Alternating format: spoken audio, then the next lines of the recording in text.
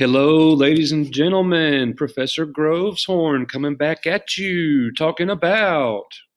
Kingdoms of Southeast Asia and Korea, and you can't see us. All right, that's right. So, to the south of China lies a region called Southeast Asia. It includes the modern countries of Myanmar, which is Burma, Laos, Cambodia, Vietnam, Malaysia, Indonesia, Thailand, Singapore. How do you say that one right there, Coach?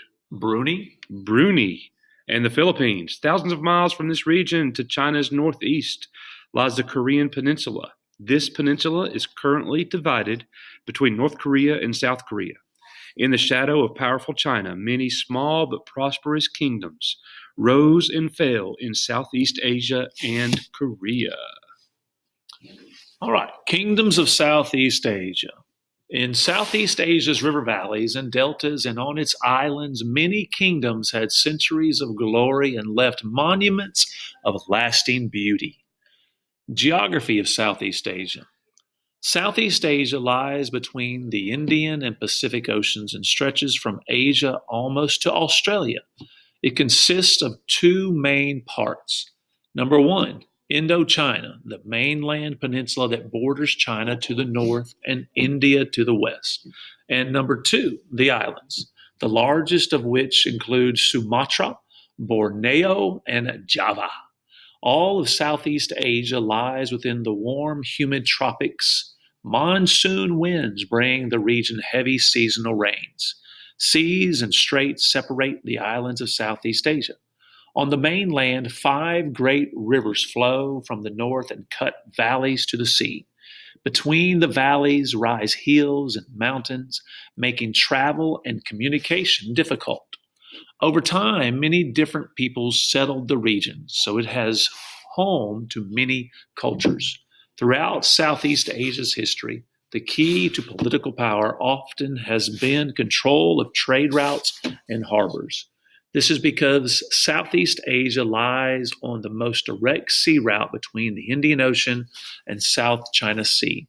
2 important waterways connect 2 seas, the Strait of Malacca between the Malay Peninsula and Sumatra, and the Sudra Strait between Sumatra and Java.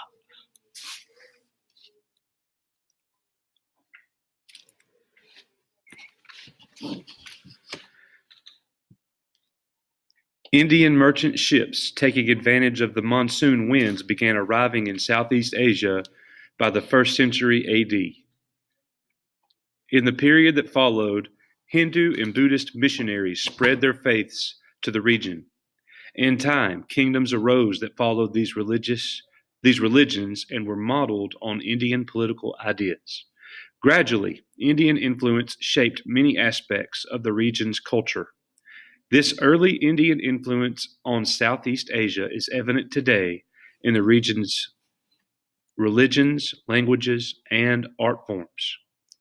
Chinese ideas and culture spread southward in the region through migration and trade.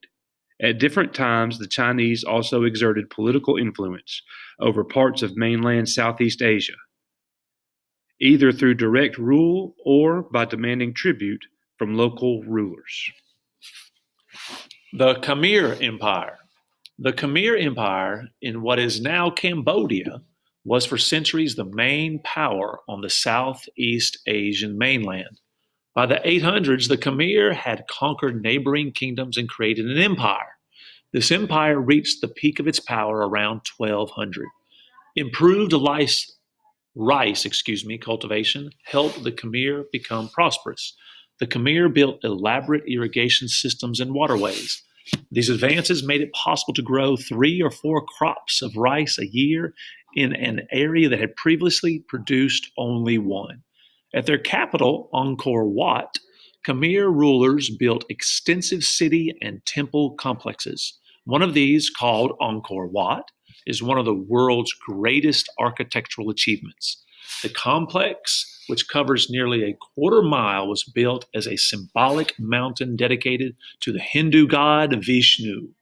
The Khmer also used it as an observatory. Powerful kingdoms also developed on Southeast Asia's islands. For example, a dynasty called the Salindra ruled an agricultural kingdom on the island of Java. The Salindra kings left behind another of the world's great architectural monuments, the Buddhist temple of Borobudur. Built around 800, this temple, like Angkor Wat, reflects strong Indian influence. The massive complex has 9 terrace levels like a steeped pyramid. The Salandra dynasty eventually fell under the domination of the powerful island empire of Man, you know what, Coach Horn? Back in the day on Microsoft Word, they had this little thing, this little button you could click, and it would help you. You are that button, man. You can't say it, spell it. Srivijaya.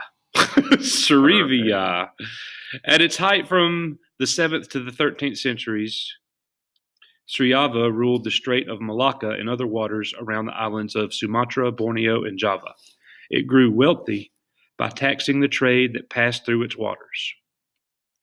The Sriyavas established their capital, Palembang, on Sumatra. Palembang became a great center of Buddhist learning, where Chinese monks could study instead of traveling to India.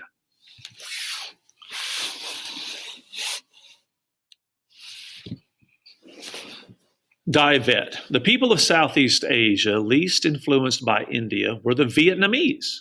Located in the coastal region just south of China, Vietnam fell under Chinese domination. Around 100 BC, during the mighty Han dynasty, China took northern Vietnam. When China's Tang dynasty weakened in the early 900s AD, Vietnam managed to break away. It became an independent kingdom known as Dai Viet in 939. The Vietnamese absorbed many Chinese cultural influences, including Buddhism and ideas about government.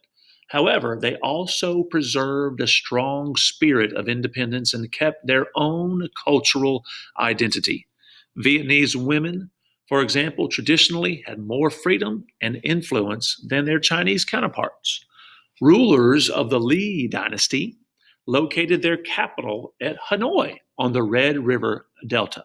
They established a strong central government, encouraged agricultural trade, and greatly improved road and river transportation. The changes made by the Lý continued to influence life in Vietnam long after they fell from power. According to a Korean legend, the first Korean state was founded by the hero Tangun, whose father was a god and whose mother was a bear. Another legend relates that it was founded by a loyal descendant of the Chinese Shang dynasty. These legends reflect two sides of Korean culture. On one hand, the Koreans were a distinct people who developed their own native traditions. On the other hand, their culture was shaped by Chinese influences from early dynastic times. However, like the Japanese, the Koreans adapted borrowed culture to fit their own needs and maintain a distinct way of life. Korea is located on a peninsula that juts out from the Asian mainland toward Japan. It is about the same size as the state of Utah. Korea's climate is hot in the summer and very cold in the winter. Like Japan, Korea is a mountainous land, and only a limited portion of the peninsula can be farmed. A mountainous barrier lies between Korea and its northern neighbor, Manchuria. Because of the mountains and the seas, Koreans developed somewhat in isolation from its neighbors. In early Korea, as in early Japan, different clans or tribes controlled different parts of the country. In 108 BC, the Han Empire conquered much of Korea and established a military government there. Through the Chinese, Koreans learned much about ideas with centralized government, Confucianism, Buddhism, and writing. During Han rule, the various Korean tribes began together into federations. Eventually, these federations developed into three rival kingdoms. In the mid-600s, one of these kingdoms, the Silla, defeated the other kingdom, drove out the Chinese, and gained control of the whole Korean peninsula.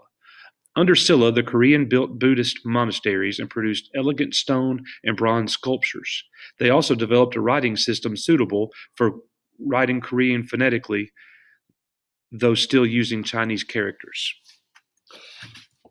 The Kuru dynasty. By the 10th century, Silla rule had weakened. Around 935, a rebel named Wang Kong gained control of the country and became king. He named his new dynasty Koryu. The Koryu dynasty lasted 4.5 centuries from 935 to 1392. The Koryu dynasty modeled its central government after China's.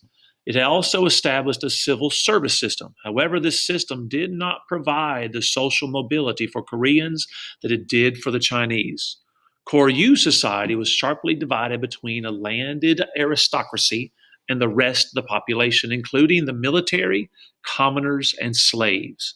Despite the examination system, the sons of nobles received the best positions, and these positions became hereditary. The Koryu dynasty faced a major threat in 1231 when the Mongols swept into Korea.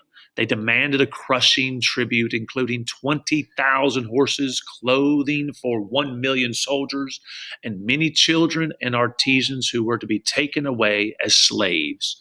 The harsh period of Mongol occupation lasted until the 1360s when the Mongol Empire collapsed. In 1392, a group of scholar officials and military leaders overthrew the Koryu dynasty and instituted land reforms.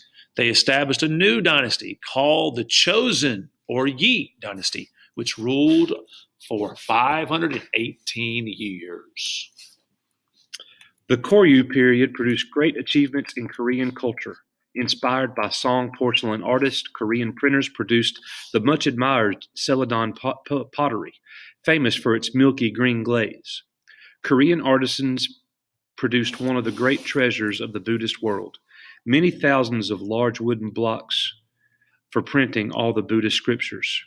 This set of blocks was destroyed by the Mongols, but the disaster sparked a national effort to recreate them. The more than 80,000 blocks in the new set remain in Korea even to this day. Thank you, and goodbye. You're welcome. And goodbye. And you're welcome.